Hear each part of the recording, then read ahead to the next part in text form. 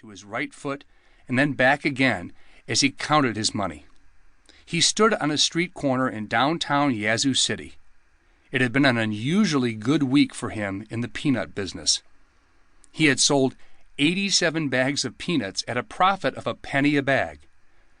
A gust of wind sent Hillary's hands diving for the pockets of his overalls as a shiver ran the length of his frail 9-year-old body. Mississippi weather in late October got very uncomfortable for a boy dressed only in well-worn cotton. 87 cents, he thought, in 1 week. I'm going to do it. I'm going to Warren's now. With that, he stood a little straighter, squared his shoulders, tucked in his chin, and began a little march jog step down Main Street in the direction of Dement Warren's haberdasher. Hillary's father, Silas, had been a plantation overseer until his death, 4 years earlier, of pneumonia. The family had been in desperate straits ever since. That's why Hillary was downtown working while his school friends played sandlot ball. Young Hillary Hinton was as fully employed as a 9-year-old could be and still go to school. He sold peanuts on the streets of Yazoo City for Uncle Joe's Peanuts every day after school, and on Saturdays he worked in Mr. John Anderson's grocery store.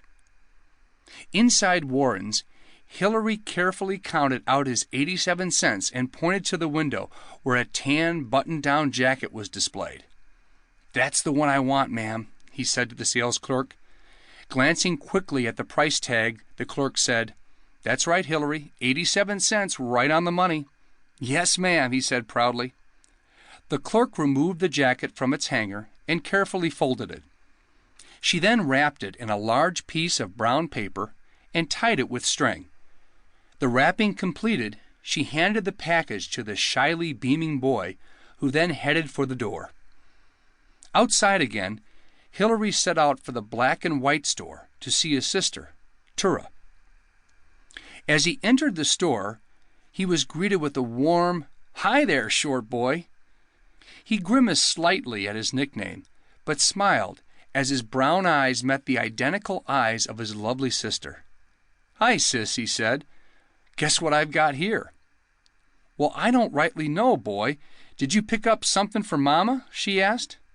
"Nope, I did not pick up anything for Mama.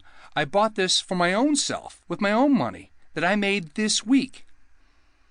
"And you only 9 years old, short boy. Let me see," Tura begged. "Oh, no, you don't, sis. Nobody's going to see this before Mama, and that's that," Hillary said. "Well, I just don't know what the world is coming to when a 9-year-old boy can go out and buy goodness knows what brand spanking new." Glancing at the clock, Hillary saw that it was almost supper time. "Gotta go, sis," he said. "Almost time to eat."